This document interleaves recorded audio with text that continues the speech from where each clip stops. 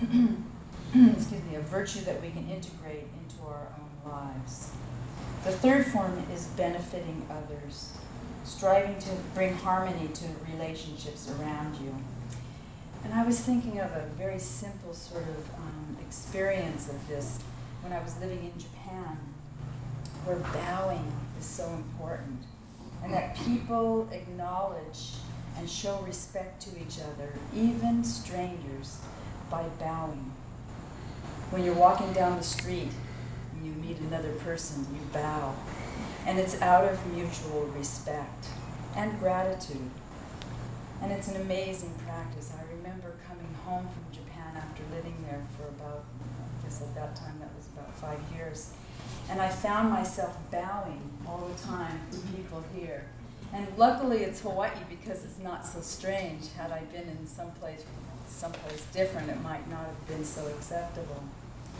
So this idea of developing this mutual respect, this idea of developing these perfections, for me has been sort of the practice that I'm undergoing right now. And I wanted to share these with you.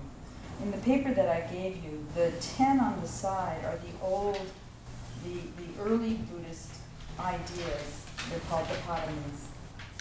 The idea of generosity.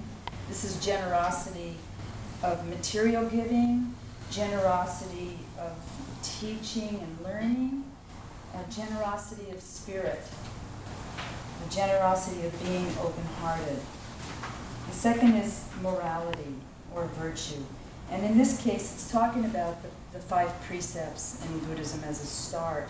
The idea of not harming anything, the idea of not speaking untruths, the idea of not taking what is not given, the idea of not having sexual relations that are harmful to yourself or to somebody else, and the idea of not taking in intoxicating things that will cloud your mind. Those are the 5 virtues. So anyway, the third of these 10 paramitas is renunciation. Renunciation in the sense of letting go of those things that don't have meaning for you, that don't have positive benefit for you. The fourth is wisdom. The fifth is energy, vidya. The sixth is patience. And the patience is like a development of equanimity, of even-mindedness. The seventh is truthfulness. The eighth is determination. The ninth, loving kindness. And the 10th, equanimity.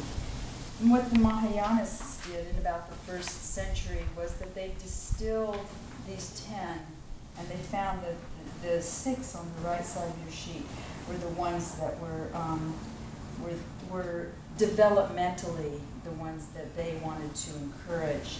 So the idea is that you start with the development of generosity, of giving to others, of giving of your own heart. And then you develop even more of a refined sense of morality, of precepts, of virtues. And then the development of equanimity. And then energy. And I love that statement, the state of the hero. That by having energy, positive energy, you enter into the state of the hero. And then meditation or contemplation, to gain a balance and a kind of reflectivity.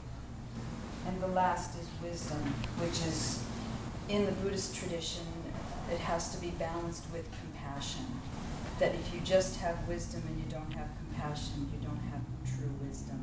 And if you just have compassion and you don't have wisdom, they call it idiot compassion. So you need to have a balance between wisdom and compassion. So that's what I wanted to share tonight.